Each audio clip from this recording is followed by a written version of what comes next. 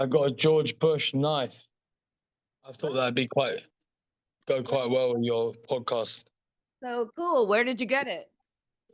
In a joke shop. Where? Did you have plastic surgery on your eyes? You can, like, they take off a little extra skin here. Interesting. Maybe I could get that done. So I'm crazy. So I might get more skin on my ball bags. You're what? I might get some more skin on my ball bags.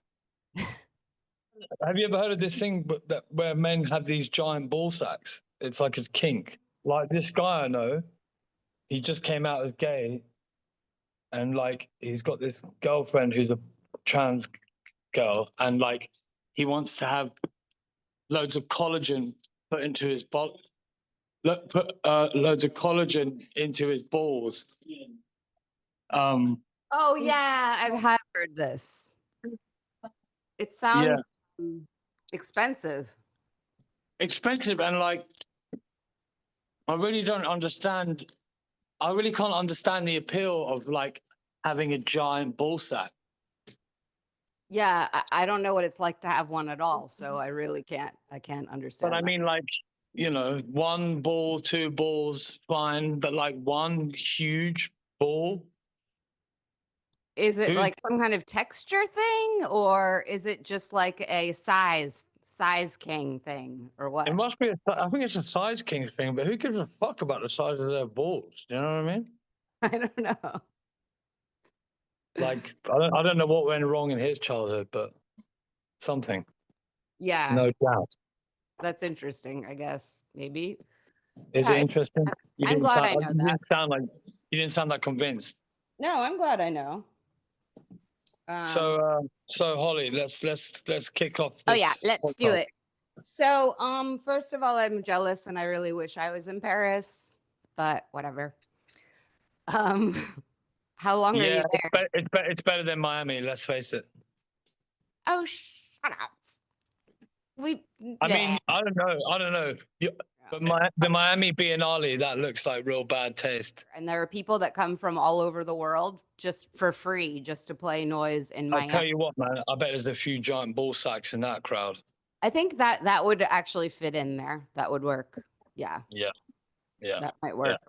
I played a noise show once, and the support act was this guy that nailed his dick to a piece of wood, and I had to share a dressing room with him. Wow. And when he came into the dressing room, I was like, "Oh, you must be the guy that hammers your dick to a piece of wood." And he got really like shy and offended. You know, like I wasn't taking his art seriously or something. I was like, "You're just a fucking weirdo that hammers your dick to a piece of wood. Like, what do you want me to do?" I mean, that's a masochist, I guess, right? He's into the pain. Yeah, I guess so. I mean, he had these like really... What's that? Paddle. It's a cat paddle. You like a bit of spanking, don't you? Sure, why not? Who doesn't? Me. Do you? You know what? The last time my dad spanked me with a fucking cat paddle, I was 15 years old, and I said, "Dad, don't ever fucking do that again." That's the last time I've ever been involved in any kind of kink. Right. Have you seen giant baby porn? Because I remember seeing that when I was like a teenager. I mean, I collected the magazines, like the German magazines. Baby Gummo, it's called. Oh yeah. Or Baby Gum. Baby Gum. Yeah. That's cute. Yeah. Yeah, it's kind of cute. And there was one called Big Sissies. I could think of a few names that would go in that one. Absolutely. Yeah. Most of the people I work with. So welcome to Manic in Miami. This is Holly Hurricane, and I'm here with a lunatic in London. He's a very famous musician from the band Fat White Family and the group Insecure Men, and his own solo stuff and all kinds of stuff. And he came out with a single today, which I heard. Yes, Alien. What did you think about it? I thought it was great. I mean, yeah, you could. Cool. I actually didn't realize that I had it playing in a loop, so it kept playing over and over, which is a good sign, you know? That is a good sign. Yeah, that's a good sign. Do you have anything to say about it, even though, you know, I'm What not interviewing you? what I'd say about it, like I've made a record and like my label said I didn't have enough singles and they Okay. needed a single, and then I was like, well, I'm just gonna make the most stupid song I can possibly imagine and like use like the most obvious tropes, like the Sweet Jane chords, and then like the Yeah. Everybody Hurts, da-na-na, everybody, you know. I was Yeah, I thinking this kept is trying to so place. I fucking heard it. basic Yeah. that they'll realize it's a joke, and they were like, oh, we love it. So I don't know who the joke's It's on there, very really. catchy. It's very catchy. And there's like a 90s song that came to mind that's like, you know what I'm talking about? It's like, dun, dun, dun. I'll think of it. It was like a Is it popular. is it Corner Shop? Brim full of Yes. rasher on the 45. Yeah, yeah, yeah. That Everybody came. needs a bosom for a pillow. That one. Yeah, I like that, I actually. remember laughing at that lyric when I was like a little kid. Yeah, that's really cute.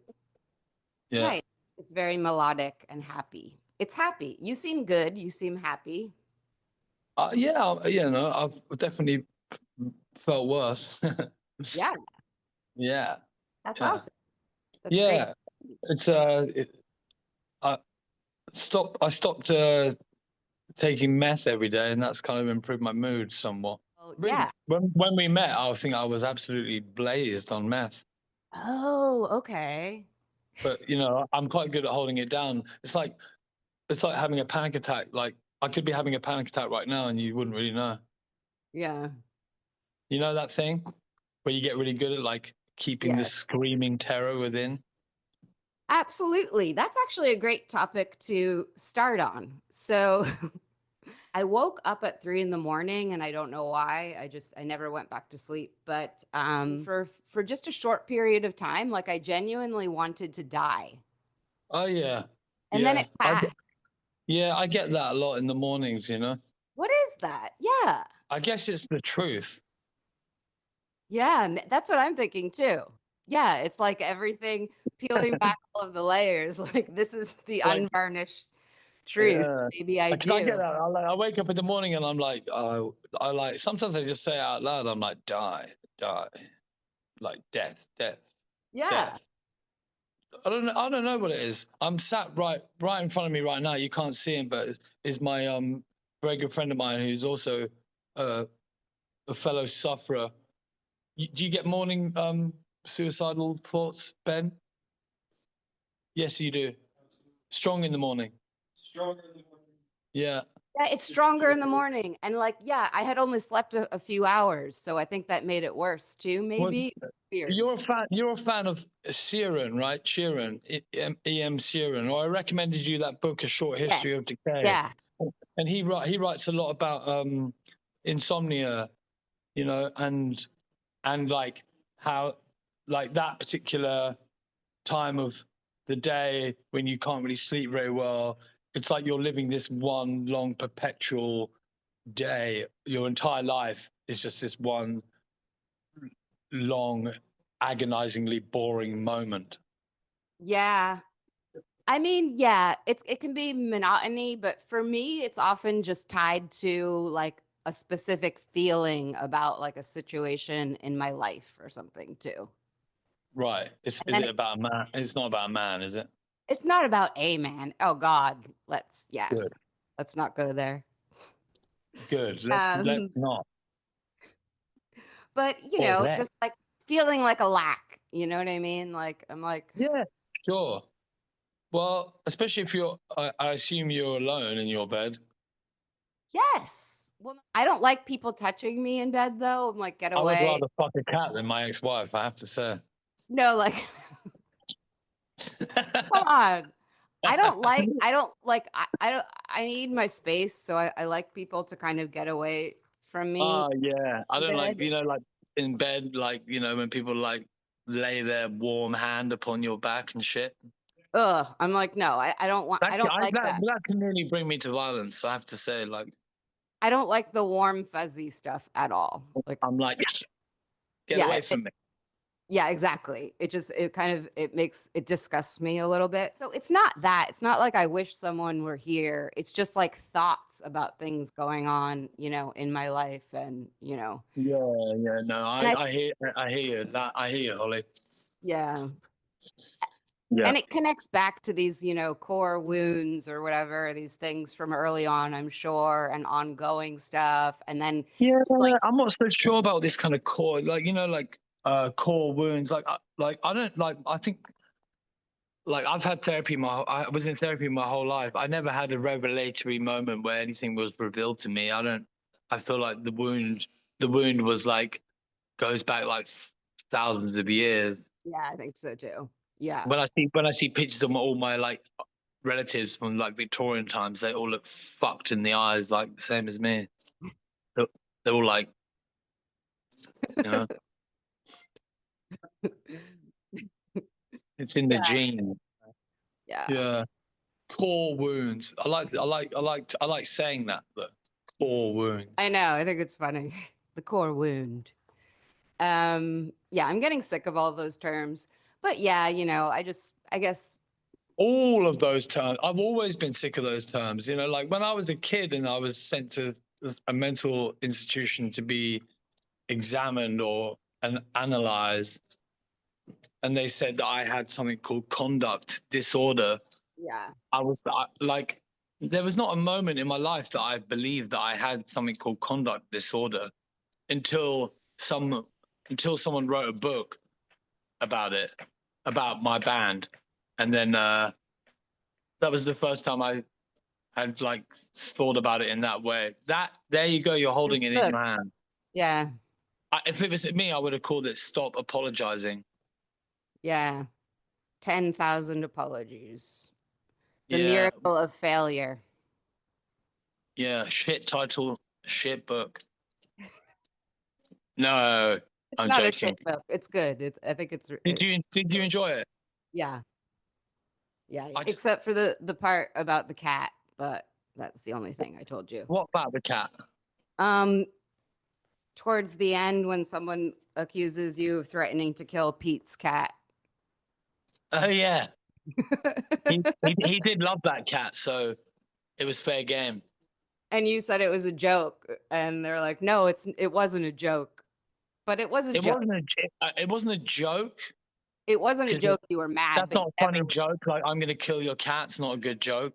no. But me and my friend used to throw frogs against the brick wall, like Oh, kind of Beavis and Butthead style when we were like 13. I guess you don't understand what it's like to be a retarded little boy, but like, no. it's really fun. Yeah. You're like, it's like really funny. Speaking of animals in this book, talking about like the home that you grew up in, and there were pets everywhere, and there were dogs and cats, and then it said that there were hamsters wandering around on wheels. I have this book called The Diary of Edward the Hamster from 1990 to 1990, and he's like a very angry existential hamster, and it's his diary. And I was like, wow, you would like love this book. Is it a kid's book? Hmm? Is it a children's book? No, but it's yeah. I mean, it's just Could it be?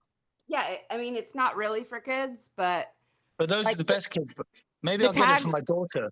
Yeah, it's no, you should, and it's really cool, and the drawings are good, and like here's one entry: Why write? Life is a cage of empty words. So I actually have a book to recommend you. What? It's called Nonviolent Communication. Ah, No, that's a joke. Someone gave it to me at a party. Like, I was like, thanks. Nonviolent communication.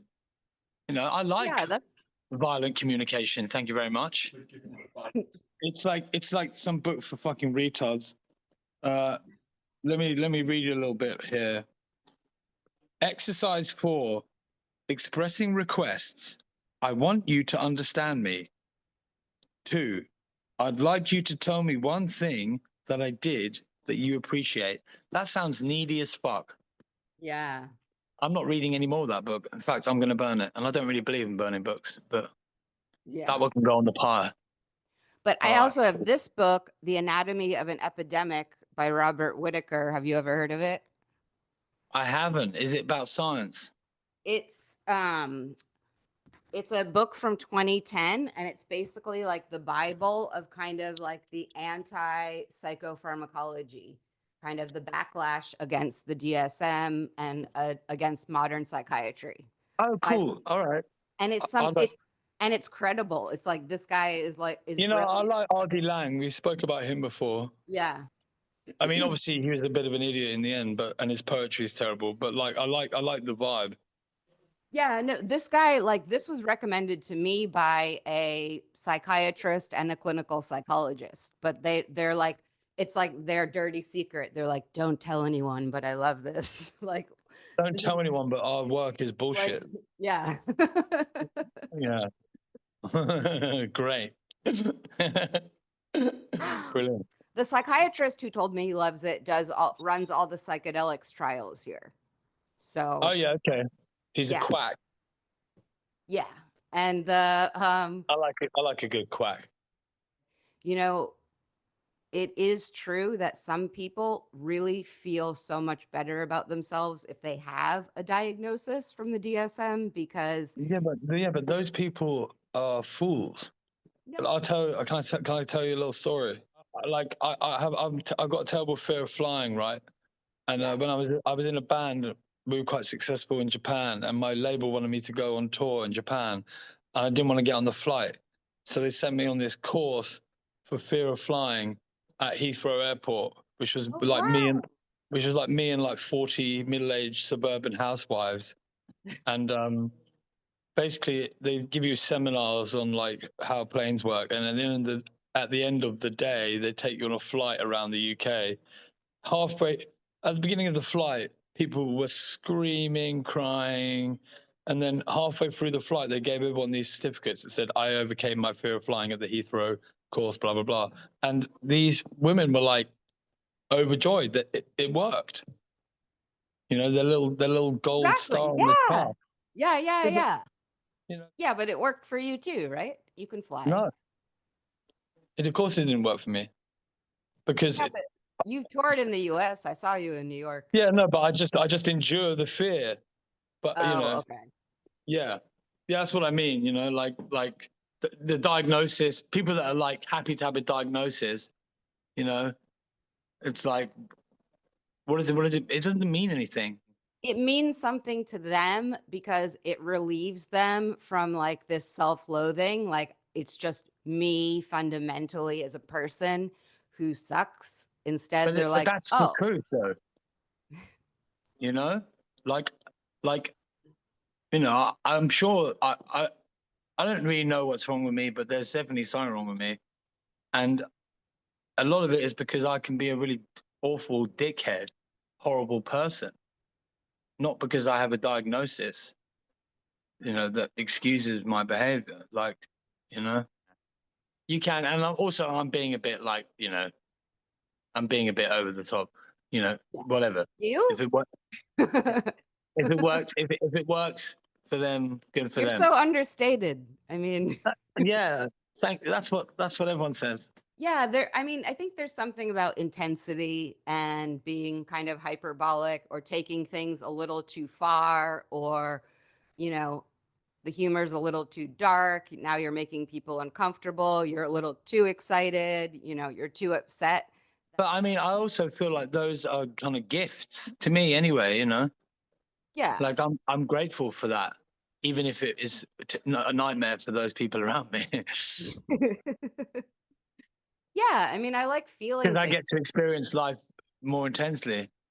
Yeah, I do like that. I like that. I mean, the lows are pretty bad, but yeah, the lows are terrible. But then you get through them, and you're better for it. I find. Yeah, and you learn more about you become more aware of. I mean, I'm loath to use this. You know yourself better. Yeah, you do know yourself better. And then, I mean, one thing that I feel like I do have some purpose in the world is that when people tell me about feeling, you know, just hopeless and, you know, horribly depressed or whatever, I'm like, oh, like I can help them. I'm like, I know, I know how you feel. Yeah, inexplicable emptiness or whatever. Yes, and emptiness. Yeah. Have you ever tried to commit suicide? Have you ever attempted suicide? Yeah, a few times. Yeah, yeah, yeah. And I actually, technically, I died last year for a few minutes or a few seconds. I don't really know. I woke up in when you hospital. were in the hospital, when you had the new Instagram account and you posted from the hospital. Yeah, but that was a bit of a ruse, like I posted that picture, like I had been in hospital way before the time that I posted the picture. I posted the picture because I was trying to blackmail my record label Yeah. into putting my record out which wasn't a great move or good look, but I was trying to make it seem that I would kill myself if they didn't put my record out. I Yeah. was expecting a wave of like pity and like, a campaign against the record label, but no one, apart from a few friends, it Yeah, didn't I think happen. you did have a lot of comments on that. I think I commented, but I was like, I don't know what There I'm was a supposed to say. few like free Saul people saying free Saul, but it wasn't the tsunami of public outpouring that I was hoping for. But I mean, you were also expressing, how disappointed you were and how like gutted you were, Yeah. right? I mean, I was very ill last year. I had quite acute psychosis, hallucinatory, auditory hallucinations, and Really? yeah, I've never had that before in my life. I mean, it was drug induced, but like, um, yeah, I know. I've never been I've never been that sick. Well, like like every time my phone would ring, and then I would hear like it was like like in movies when like in the 60s when like the CIA are like listening in, you can hear like the operative on the line. I could like hear my an old friend of mine who I was convinced was listening in to me. Um, Yeah. um, and and then I kept seeing like children. It was connected to losing contact with my daughter, I suppose. But I kept Yeah. having these hallucinations of kids running through my room and stuff like that. No. Yeah, I'm sorry. I didn't know about that. That must have been very scary. it was very scary. But what was scary was that when I tried to tell my friends about it, they told me that it wasn't real, and that's what really scared me. Yeah, and then when you realize it's all bullshit, like the kind of like embarrassment and the kind of shame and Yes. the fact that you realize, because I think if you are a bit mad, you always think you're not quite as mad as you really are, Yeah. and then when something like that happens, there's no kind of there's no way of kind of there's no angle at which you can spin it in your favor. I mean, I've always had a very strong imagination, veering into being a complete fantasist, and so Yeah, me you too. know that has a life of its own, which is Yes. another thing that I'm not particularly sorry for, because I think that's also can be quite an amazing gift. I don't like the word gift. It sounds a bit like kind of Oprah Winfrey, but When this happened last year, do you think it was tied to um drug use also yeah, or yeah, yeah. I mean, I've been a heroin addict. Well, I guess I still am. I guess you always are. But I'd been a pretty committed junkie for years, and then for some reason last year I decided I'd take a full nosedive into methamphetamine and start injecting meth every day. That was a whole new world. I'm a thief. Like I steal a lot. I've always stolen things from people. But like when I was yeah, on meth, I would like yeah. go over to my friend's house and like I would like leave with like a huge bag like full of like his clothes and like you know, and then I wouldn't understand why he was annoyed at me about it. You know. I love that. But I was like, I wanted it. Yeah. And I thought it looked better on me, so I just like took it. So You stole from Sean Lennon as well, you said.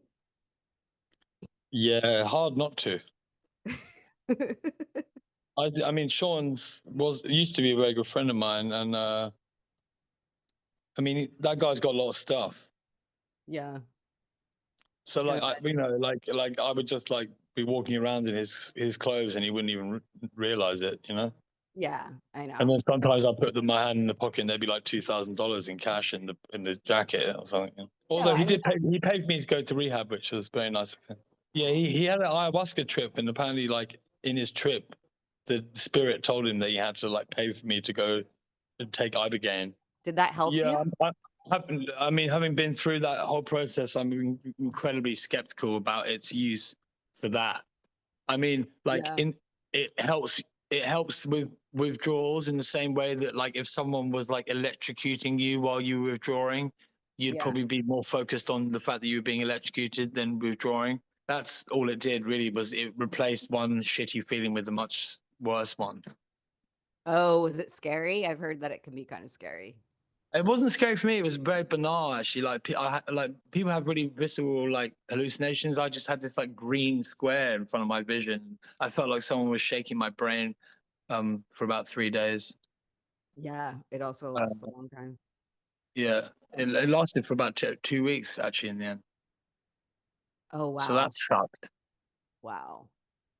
But you did get over it. You haven't used heroin or crack.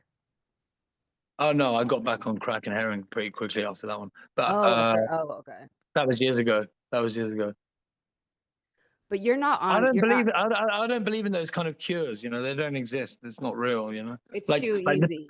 The people that do cure themselves with those kind of things are people that then join up to the cult of Iboga.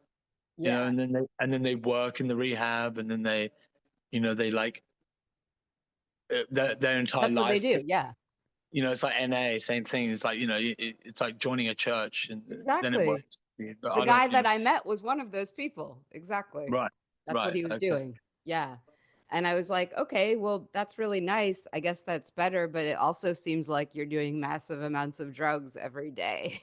They're just different drugs. Right, exactly. I mean, I was in rehab, and they were like giving me like frog poison, and like he kept like getting me to smoke these like really strong blunts, and like, you know, I don't even smoke weed really, because it gives me panic attacks, and he was kind of insisting that I smoke these blunts with him, and like go in a fucking sensory deprivation tank in a fucking car park in Las Vegas. It was all very weird.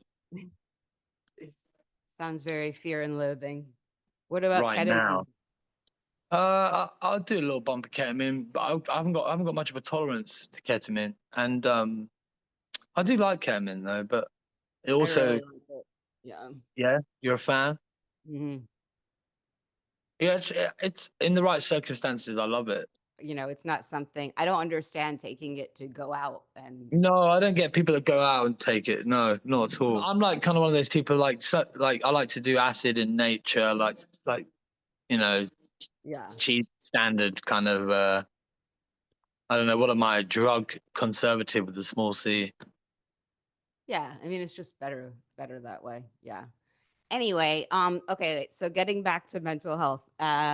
In the book, it does go into a lot of detail about your childhood diagnosis and getting moved around. Do you think that made things much more difficult for you? I mean, obviously it did, but do you think it worsened everything that was going on rather than It's really hard to say, actually, but I certainly was not capable of participating in any kind of normal educational system.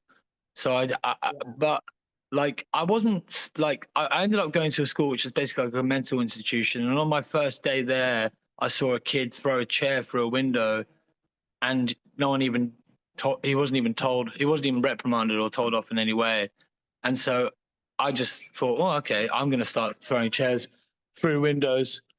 And, you know, basically that's how it carried on. It was just like, I was like, oh, I can get away with anything here, you know? And I took full advantage of it.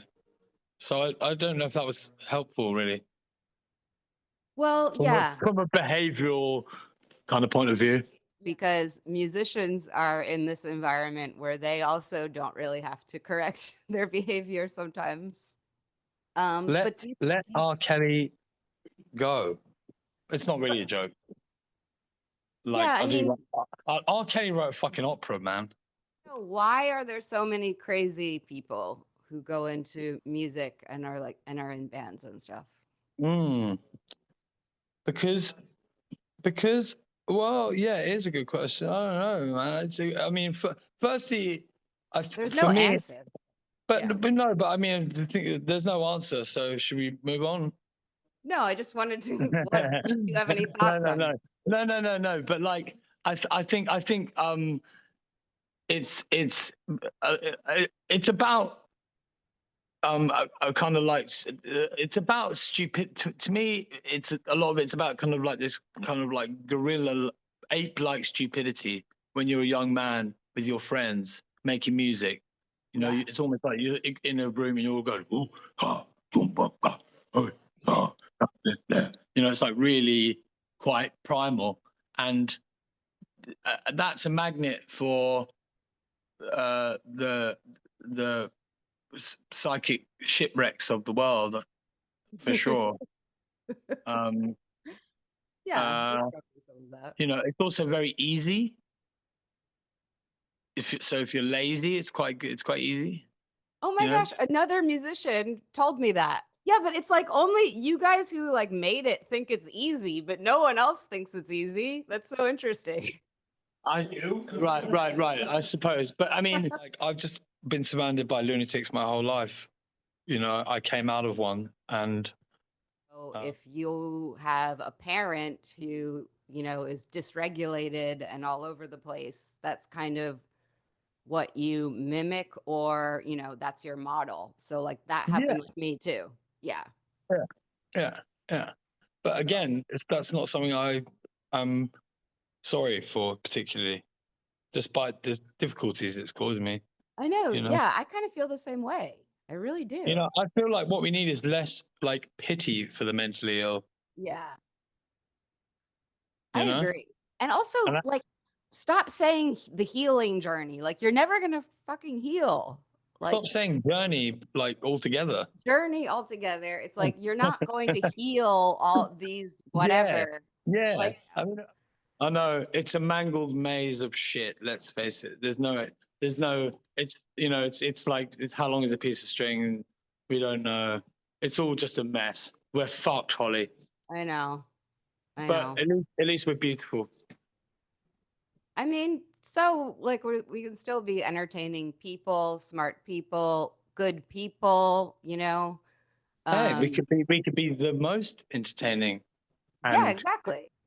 None of this shit should to me. And I remember when we met and we were hanging out, and I think I said this. I tried to say this to you. I think was that I don't ever think that this stuff should be at the front and center of anything. You know, it's a little frisson to who you are. It's not who you are. Yeah, it's just exactly. It's like a little accessory that some people find interesting, like me. Yeah. You know? Thank you. Exactly. No, it's not my identity. I just put it out there with the purpose of, you know, trying to. But I think you're bold, you know, and like, I think it's cool the way that's why I wanted to come and do this thing. This is why I wanted to speak on your thing, because I think I think you do it with humor and intelligence. And I'm not trying to like blow smoke up your ass, because I hate it when people do that to me. But I just, you know, it's really, you know, I think it's good, you know, because also you don't seem to take yourself so fucking seriously, and that's the problem with this mental health stuff, is that I don't take myself seriously. No, that's what I mean. Yeah. Oh yeah. Yeah. You don't seem to take yourself so seriously, and that's refreshing within the context of mental health. You know. Yeah. Mental health. Like people, that's what they say in England. Oh, I've got fucking mental health. Yeah.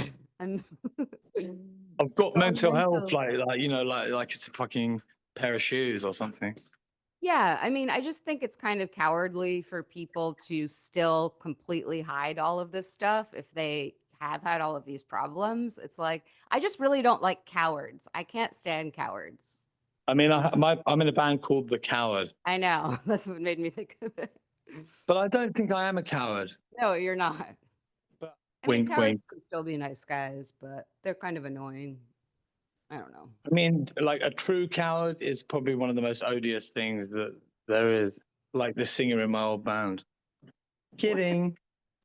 As you get older, your real friends reveal themselves, your true Yes. friends. And so Yes. my true friends, when I fall out with them, I give them a lot of space. You know, sometimes I don't speak to some of my greatest friends. I won't speak to them for a year, you know, until it feels right. Yeah, me too. And often they will come back to. I'll wait for people to come back to me now as opposed to going back to them. Yeah. I kind of out of respect, you know. Yeah.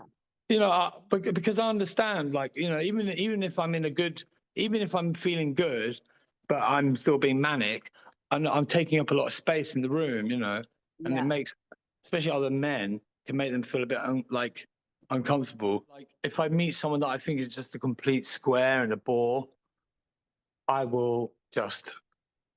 just can't help but try and push their buttons. You know, Yeah. I was in Berlin recently, and it's so fucking politically correct there Oh, yeah. that I was almost on a mission to annoy as many people as possible. Do I really regret like reading someone's text while I was not in a sober state at a noise show and putting it on Instagram? Like, I don't really think I regret that. And I don't think many people would have done that, but like, I stand No, behind that. I don't know. you know, well, yeah. I mean, it cuts the wheat from the chaff, doesn't it? You know, I've met people that know you and that think that you're great and think that you're funny, and they're always really interesting and funny and weird people. Oh, oh, Like Stuart Easton. Stuart, that's who I'm Yay! thinking of. Shout out to Stuart. I love him. Yeah, yeah, And his yeah. son is a But musician. when he said that he was your friend, and he said, you know, she makes me feel like really sane sometimes, you know, and like I was like, oh, okay, so you know, he's He's one of so us. He's a nice. good guy, you Yeah, know. that's cool. Oh, speaking of like musicians and eccentric artists, I didn't know this. I didn't know that Pink Floyd Shine On You Crazy Diamond was written about Syd Barrett's mental illness. Yes. I didn't know that until And, recently. and then there's this story that apparently he just turned up in the studio while they were recording it, Yes. which I think is bullshit. Yeah, that people keep telling over and over. I It's read just that. bullshit. Like, they didn't see him for 10 years and he just happened to turn up on the day that they were recording that song. Yeah, that seemed a little bit Also, strange. I just want to call bullshit on the whole Syd Barrett narrative. Like Syd Barrett was never diagnosed with anything. He took too much acid. He was a victim of the fact that the rest of the guys in Pink Floyd were a bunch of fucking squares, you know, like that didn't understand that he was a way more interesting artist than they could any of them could ever be. And it's sad what happened to him because he was kind of, you know, he had to retreat from He's life so young. because he was made to believe that he was, you know, irreparably damaged, when actually, if he had been championed and allowed to follow his path properly, he would have been a far more significant artist. He could have been like Lou Reed. You watched, like, I listened to like radio documentary about Pink Floyd, and like one of the fucking dickheads out of Pink Floyd. He was going like, you know, it really makes me sad when I hear people say that they love those Syd Barrett records because that wasn't Syd, you know? And it's like, what the fuck are you talking about, man? Like that was Syd, and it's way better than like Live in fucking Pompeii. Like, you know, Piper or at the Gates of Dawn. well, Yeah. that's Syd, and that's fucking great. It's like people like I am forever I am forever the person that I was when I was at my worst, when I was 25, and I can never, in some people's eyes, I can never. Yes. I'm not allowed to evolve or grow or learn. Exactly. I know. You know, what's important for people, if I can say this, what's important for people like us is to be able to let go of other people. That's the thing. Yes, I think you're right. Yeah. You know, in a nice way, but it's to be able, it's to learn that because I mean, I think I have a fear of being left, being abandoned. Me too. You know. Yeah. So I think we have to just learn to be a bit more self-sufficient and than other people do. I mean, one thing I won't have is people telling me what, you know, like people will often say, well, that you know, you're this, so you do this, and that's just the way that you do this. And I really don't, I really won't have that, you know. Yeah. Because it's just bollocks, you know. Yeah. Because I mean, I don't have one way of operating. Yeah, I know. But I mean, I don't know how old you are, but I think we're probably about the same age, and you know, we can just become like crazy old spinsters. Honestly, that's Well, a spinster's a woman, isn't it? What's a male spinster? Someone called me a hobosexual the other day. Hobosexual. I haven't heard that one. It's like, you know, like you like a tramp that like A uses tramp. women. Yeah. That uses women. Oh, yeah. Yeah. I don't think that's you. So, I mean, Berlin, it might be. I don't know. Okay. In Berlin. I mean, you know, if I can be a homosexual, I probably would be. You know, why not? I have not had this on since I wore it backstage and at the show of a band that is discussed in your book.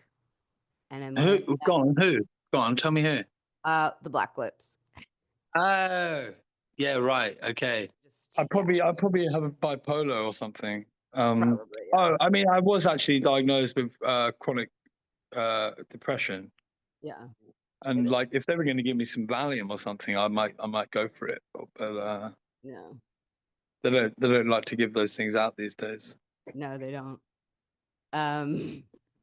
Okay, well, this was so incredible. Thank you so much for talking to me. I like really, really appreciate it. And you look good. I like what you're wearing.